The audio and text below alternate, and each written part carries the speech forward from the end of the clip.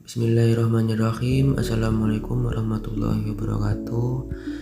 Di sini saya dari kelompok 8 ingin mempresentasikan analisis regresi.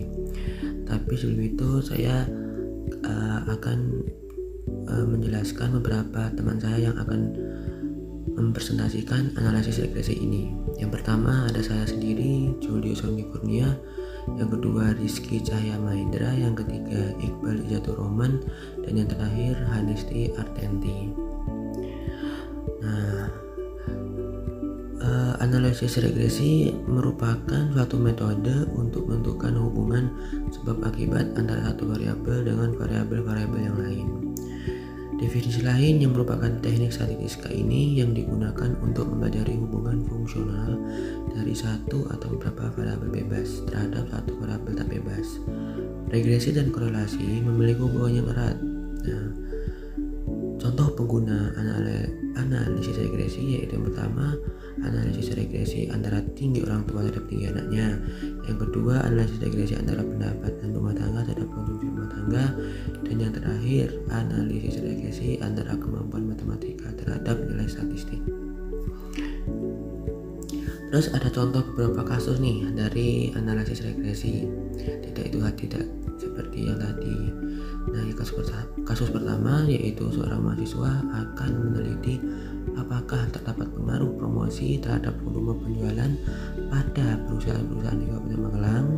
Yang kedua, ada seorang mahasiswa yang meneliti apakah terdapat pengaruh harga dan pendapatan terhadap konsumsi produk X, yang dimana untuk keperluan tersebut diambil sampel secara acak sebanyak 10 orang memakai produk.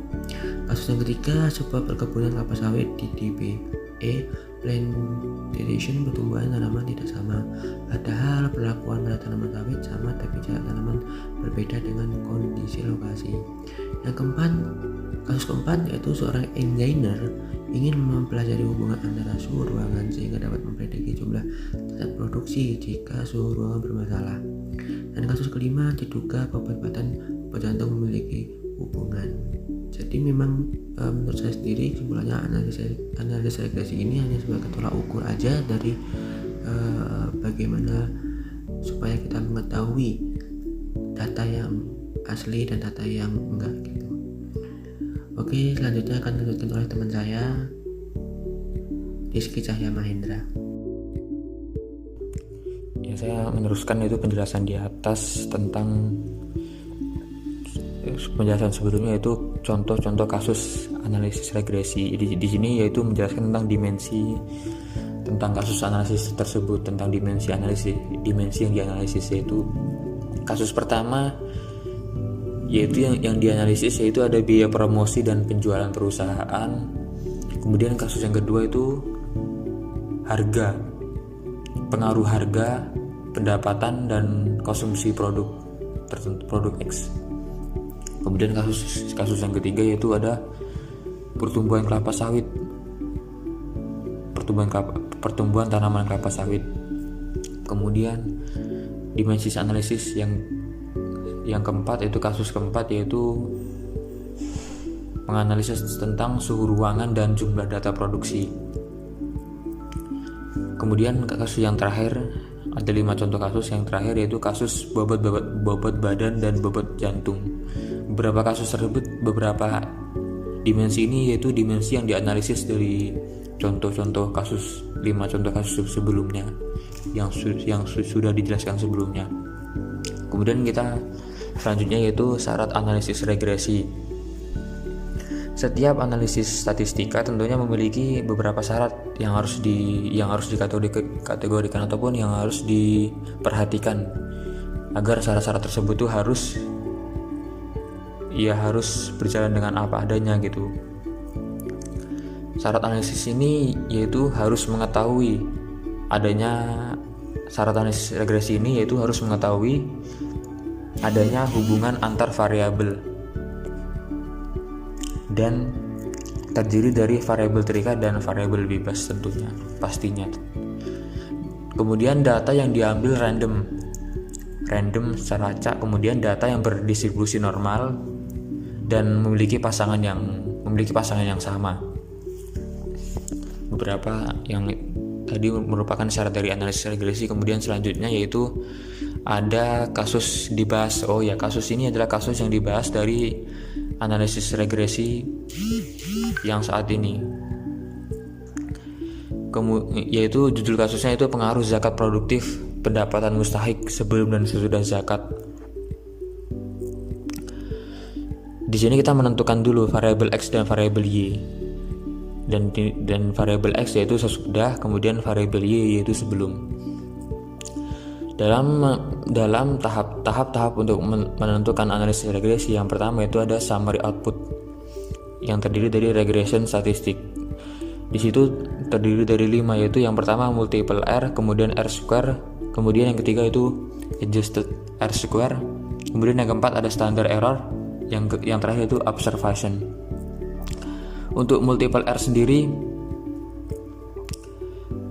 biasanya nilainya itu terdiri dari besaran antara 0 sampai 1. Jika nilai R ini lebih besar, maka biasanya ya hubungannya akan menunjukkan hubungan yang kuat. Dan nilai multiple R ini biasanya untuk mengukur keeratan atau tingkat keeratan hubungan antar variabel terikat dengan variabel bebas lah. Dengan variabel bebas secara bersamaan, biasanya seperti itu. Kemudian ada R square. R square ataupun R kuadrat ataupun biasa disebut koefisien determinasi. R kuadrat di sini yaitu sebesar 0,8120009861. Yang di sini berarti 0,8120 yang didesimalkan menjadi, yang dipersenkan yaitu menjadi 81,20%. Dan di sini kami bulatkan jadi 81%. Jadi 81% variabel itu dipengaruhi oleh variabel X, sedangkan sisanya itu dipengaruhi oleh variabel Y. Dan R square ini, jika nilai R square ini atau R kuadrat ini ataupun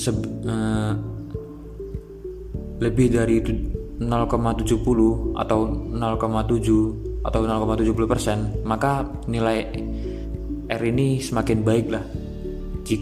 Bahkan jika mendekati 100%, maka nilai ini juga akan semakin baik tentunya. Semakin mendekati 100% maka semakin baik. Kemudian ada nilai adjusted R square yaitu 0,804490255. Kemudian ada standard error.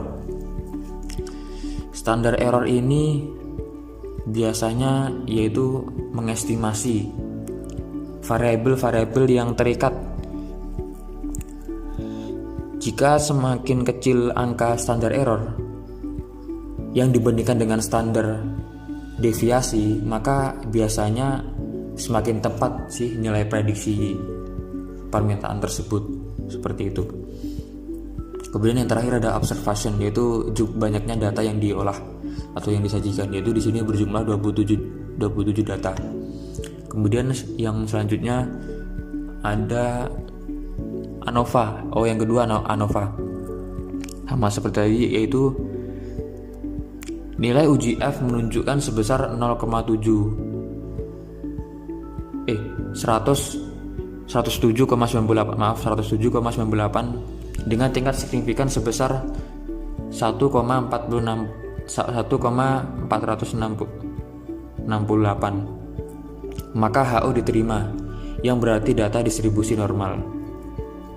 Kemudian di kolom DF ini itu biasa disebut dengan derajat bebas ataupun degree of freedom, dan di sini nilainya yaitu N dikurang 1. Nilai N ini yaitu nilai dari observation tadi 27, kemudian dikurang 1 yaitu 26, maka derajat regresinya itu 1. 27 dikurang 1 maka 26, jadi 26. Jadi 1 tadi merupakan derajat bebas dari regresi. Kemudian derajat bebas dari residual yaitu 26. Hasil tadi 26 dikurangin 1, dikurangin 1 ya benar. Jadi 1 tadi dari rumusnya tadi, maka hasilnya 25 untuk residual. Kemudian ada SS, summary of square, yaitu biasanya biasanya dikatakan itu jumlah kuadrat untuk regresi diperoleh dari penjumlahan prediksi variabel terikat seperti itu.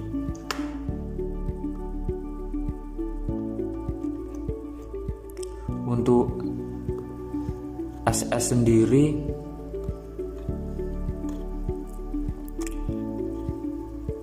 totalnya yaitu di sini ada 1,82 dan seterusnya, yaitu di sini total dari residual plus regression plus residual seperti itu. Dan total dari ini dibagi regression, maka hasilnya tadi sama dengan R square. Total dari 1,8 dan seterusnya dibagi 1,48 dan seterusnya, itu hasilnya akan menjadi R square. Kemudian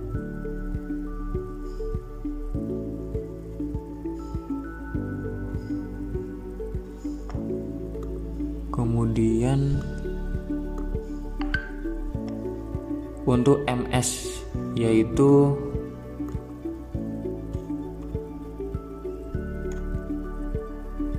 MS di sini biasa yaitu pengurangan atau pembagian. MS di sini yaitu rata-rata jumlah merupakan hasil bagi jumlah kuadrat regresi dengan derajat bebas. Jadi 1, SS ini dibagi dengan DF, summary of square, dibagi dengan derajat bebas, hasilnya akan MS ini seperti itu. Jadi di sini uji F jadi menunjukkan 1,7 dengan tingkat signifikan uji F 107,9857 dengan tingkat signifikan 1,468 dan seterusnya seperti itu.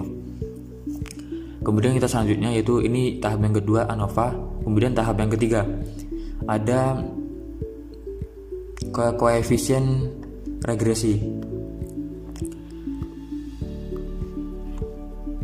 Untuk koefisien regresi ini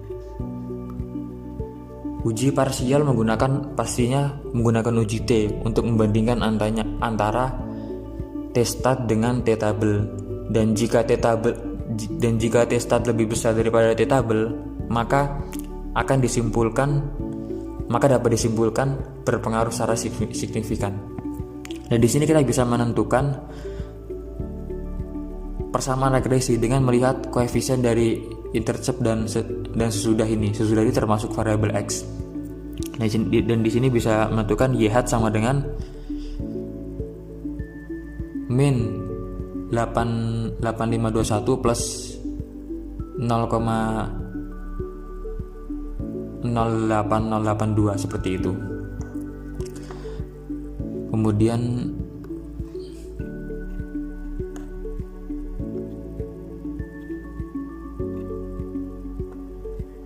untuk selanjutnya yaitu kolom standar error, yaitu biasanya untuk kolom 4T hitung itu pembagian dari untuk kolom T-stat itu pembagian antara standar error dengan koefisien seperti itu. Maaf tadi saya sedikit salah menjelaskan, yaitu untuk T-stat yaitu pembagian antara koefisien ini, kolom yang kedua dari sebelah kiri, dengan standar error, yaitu kolom koefisien dibagi standar error maka hasilnya T-stat seperti itu.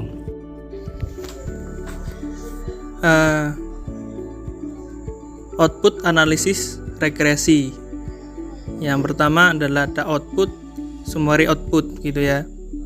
Ada multiple R square, adjust R square, standard error, dan observations. Multi R adalah mengukur tingkat keeratan variabel terikat dengan variabel bebas secara bersama.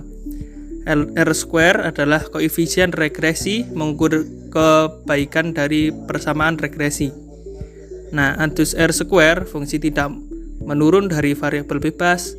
Standard error adalah standar error dari variabel observation atau banyaknya data yang diambil. Ya, ini ada datanya yang banyak diambil, ada 10. Standar error 81,0698. Adjust R square itu ada 0,9275 begitu. R square atau koefisien regresi 0,9436. Yang kedua adalah analisis regresi. ANOVA itu ada tiga bagian, regression, residual, dan total. ANOVA biasanya digunakan untuk menguji keberagaman atau penerimaan dari perspektif statistik dalam analisis sumber keragaman.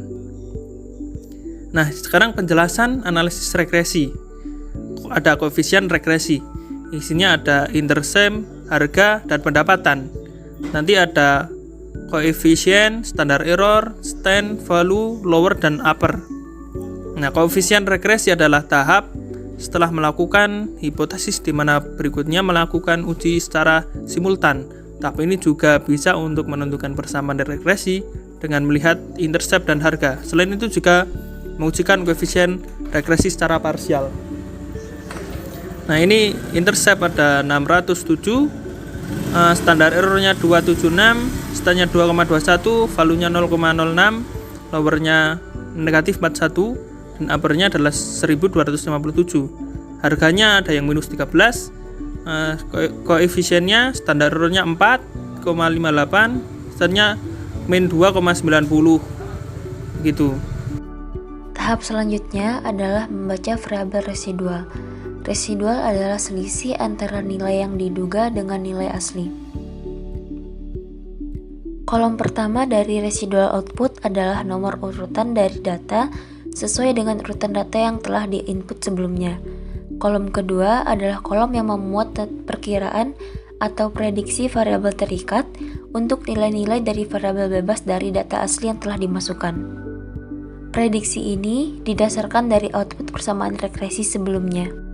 Kolom ketiga atau residuals adalah selisih antara prediksi variabel terikat dengan nilai sebenarnya. Kolom keempat atau standard residuals adalah residual yang telah distandarisasikan atau dikenal juga sebagai residual percent. Rata-rata dari standar residual sama dengan 0 dan standar deviasinya sama dengan 1. Standar residual dihitung dengan cara membagi residual atau kolom 3 dengan standar deviasi residual tersebut. Jadi, untuk mencari masing-masing standar residual, kita cari dulu standar deviasi kolom 3, kemudian masing-masing nilai pada kolom ketiga dibagi dengan standar deviasi. Di samping residual output, terdapat juga tabel probability output. Inti dari tabel ini adalah menggambar persentil dan nilai-nilai dari variabel terikat, yaitu permintaan. Demikian presentasi dari kelompok kami. Semoga apa yang telah kami jelaskan dalam video ini dapat membantu teman-teman yang lainnya. Akhir kata, Assalamualaikum warahmatullahi wabarakatuh.